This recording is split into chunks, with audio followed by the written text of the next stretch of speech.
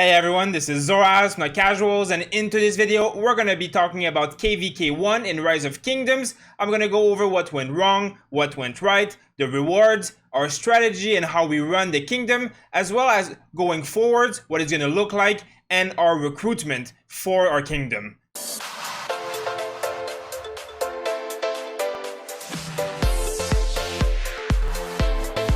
So our KVK has just ended 20 hours ago. As you can see, we have collected our rewards. So we're going to go over some of what has happened and why did it go this way and how come we got so many rewards. And I'm going to talk about more in details some of the strategy that went behind our KVK, as well as how our kingdom is run. And for people interested in joining, we're going to talk about recruitment a little bit, as well as some of the strategies behind what we did and why it worked, what won the rallies, commandos, and stuff like that. So we're going to go into more details. So first, obviously the rewards, we really got a lot of rewards. So as you can see, we got the #1 ranking in honor for the kingdom, and my alliance was #2 ranking as well, so we'll get more rewards here. Obviously, I pushed my honor to 150k to get all the rewards that I could get, and that get me this kind of reward from rank 243, which is not too bad considering that I didn't really push. The rest of these rewards are all from different objectives, such as circles and sanctuaries and Crusader Fortress. Of course, we got a lot of sculptures here, as well as some Charlemagne sculpture, which as of right now are pretty useless, but there is a rework. Lilith has confirmed that they are going to be reworking Charlemagne, so we're hoping that it will be a commander that will be at least somewhat useful in the future. Still is yet to be seen though.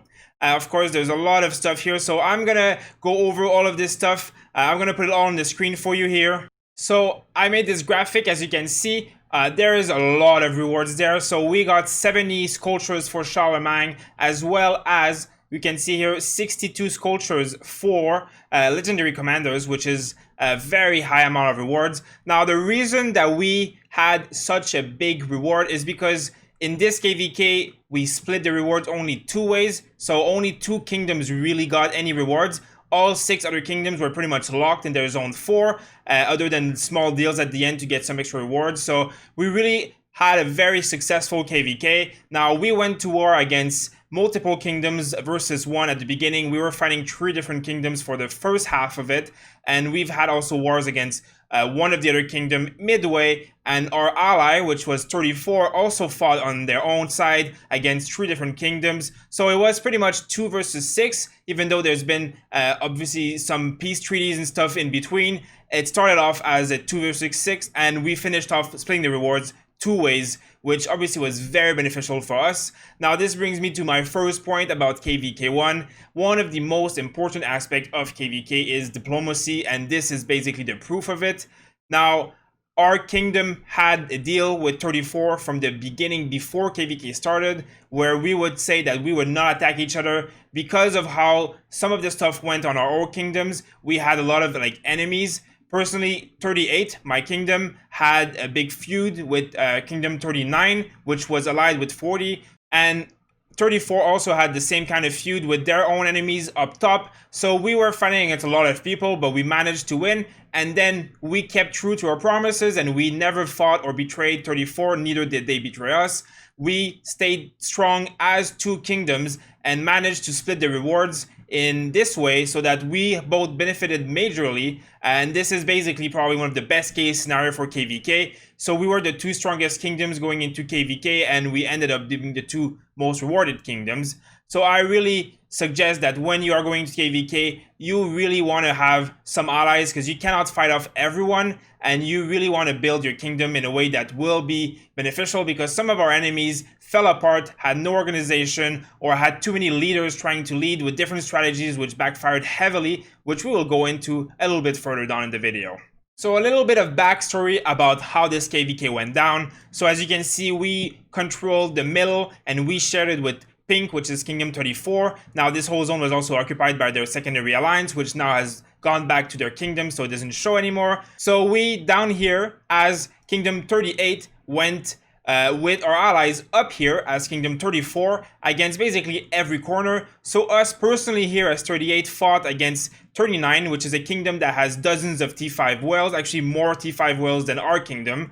as well as 40, which has no T5 at all, was helping them with their T4 players. So on this left side, we had our two main war alliances fighting off against them. And on the right side, we had our four other main alliances or support alliances all helping together against 37 and 36, which was pretty weak of a kingdom. So it was mostly against 37. And as you can see, we won both sides majorly and locked everybody in their zone. Same thing happened here. Now the fight here was intense. I have made a 3-parts video highlights for this KVK, specifically highlighting the war that we did against 39, because there was a lot of different strategies used, and it's really worth checking out if you're interested. I'm going to go over some of the strategies in this video, but also I'm going to make specific video guides following this about the KVK1 commander comps, open field marches and all that kind of stuff, because we really won very heavily against 39 because of some of these aspects. One of our major winning point was that we had one of our whale, Terry Foster, who had a extremely powerful archer march with the equipment that goes with it. He has worked really hard on grinding all this equipment before KVK started, and he had a fully expertise YSG LCID march, all level 60 with T5 tech and everything, and that march has demolished 39 specifically because 39 went into KVK thinking that it was only going to be full infantry, and they had absolutely no response to this archer heavy march. Now most of our kingdom also had very strong infantry, so we were able to defend, but they had nothing that was able to take out our defense. Meanwhile, our YSG LCID march with Terry was one of the biggest tool. We also have a very, very powerful whales in N and B, which also had just very strong expertise commanders, and Richard and YSG's basically expertise everywhere, which basically means that this KVK is probably the most influenced by YSG. Now I'm going to talk about this just quickly because I think it is something that people forgot. In KVK1, the meta is very infantry based because of Richard, which is very, very hard to take down. Almost no one can beat Richard when you don't have heroes like Saladin and stuff, which remove the healing, or like Alex. There is none of that in KVK1. So the only thing that really counters infantry and Richard is archers. Now, I remember when I played KVK1 the first time it ever came out, Richard was dominating KVK, and this is basically what people in this KVK thought was going to happen.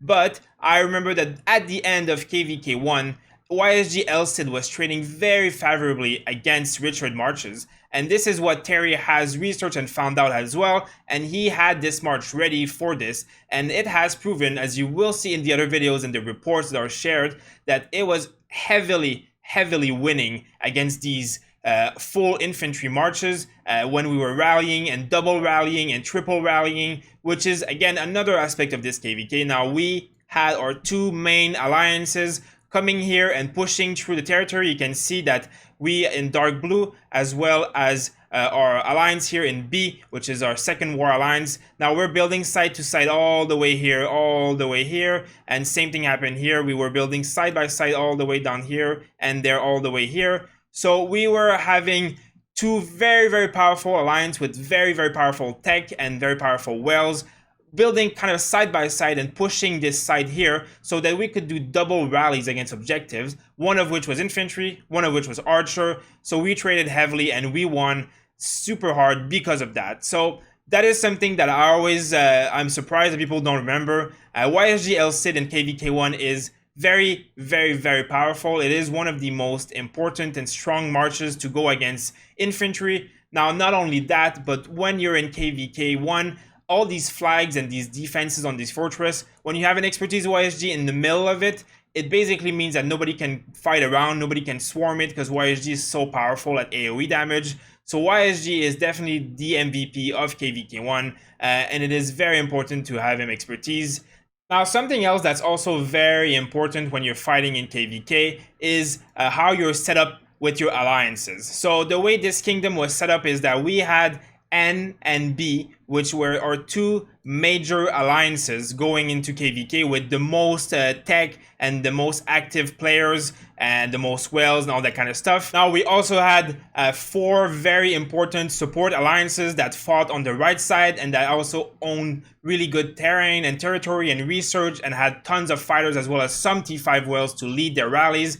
So it was very important to have this kind of system in place. Now, it is important that as well you don't go into KVK with so many alliances and you're just flooding the territory and you're too split, you're too divided, and it doesn't work. Our strategy worked very well because we had such a concise and strong front, as well as so many support alliances behind to send members and rotate.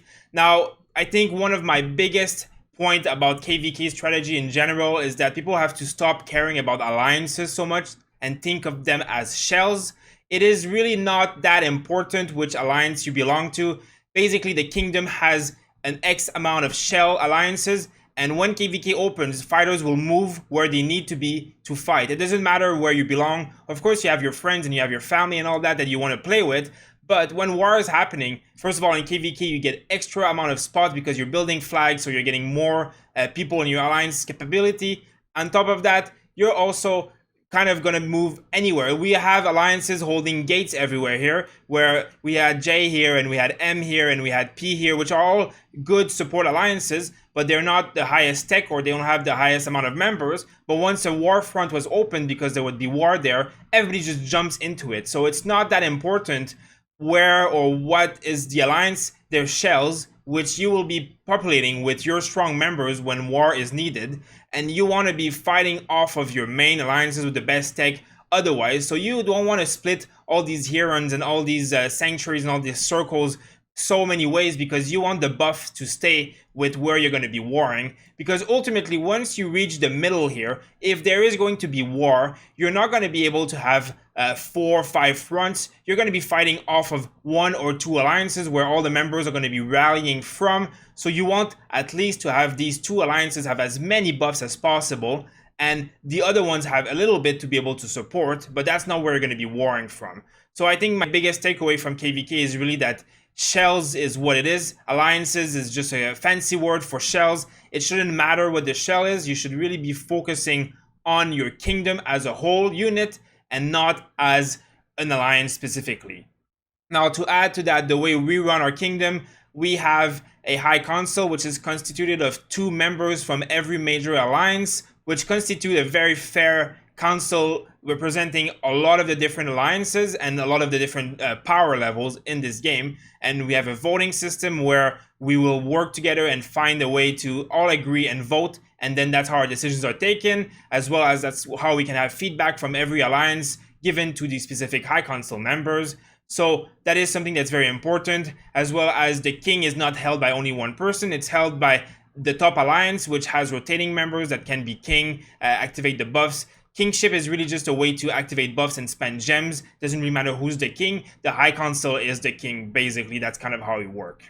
So with all that being said, of course, I am planning to do a video about commander pairings and rally leading and all that kind of stuff for KVK1 specifically, what's available and what's better, and show some of the reports. So make sure to stay tuned for that, as well as talking about recruitment. Now we're getting hundreds of requests from T4 to T5 players of all power levels wanting to join the kingdom.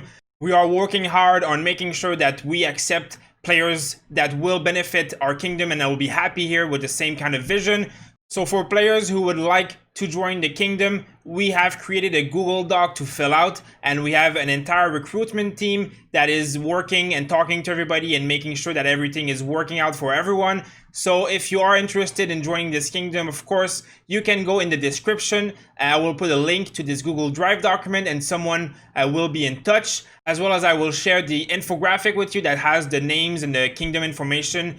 Now we are currently reworking the way our zone 3, 2, and 1 will be on our home kingdom. We will be giving a lot of the war buffs to the main war alliances, as well as a lot of the support buff to the other war and support alliances, so that we have the best environment for everybody to grow and have some very powerful alliances with as many buffs as possible to contain as many members as possible. So we're really looking forward to going back and reorganizing everything. So we are very excited about all of this. So if you want to be part of this, make sure to check the description and look at all this information. One last tip I want to give about KVK is the most important thing you can do other than get your rewards properly is to not get zeroed. Now, I made an entire video about this and still we see people getting zeroed on a regular basis. So I just want to highlight one fact. You have to be on your alliance territory when you're in KVK.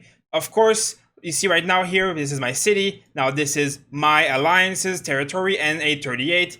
So if I am going to go to another alliance for war, for example, so as you can see here, the perfect example is that these two cities are currently in NS1 and NS2, but they are on the territory that is owned by B. These two cities can be zeroed with no questions asked. Of course, right now they're safe because they're in a zone that's very far down where there's no enemies.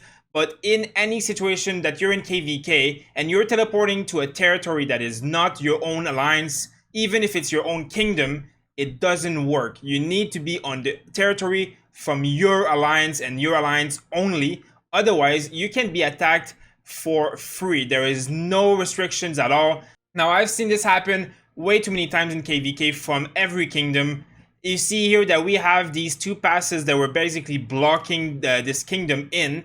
And what that means is that the alliances holding these passes are not the main alliances that we're usually in. So when war would break out here and they would try and come out, we would basically teleport to these territories and defend it. Now, if you don't join the alliance that you're the territory of, so for example here, this is bad guys, and here we have right beside it, we have BA. So these two are not the same alliance. Territory looks the same, but it's not the same alliance. So if you teleport into any of these territory, you need to join the alliance that it belongs to, or you will be zeroed. And now there's something that's very important. People don't seem to always remember because it seems safe. It's your same color, it's the same kingdom, but it's not the same alliance. So again, do not go on a territory that is not your alliance. If you use all these tricks, farm barbarians, farm honor, play with your alliance, join rallies with your leaders and your T5 players, and do not get zeroed, your KVK experience will be much greater. Trust me,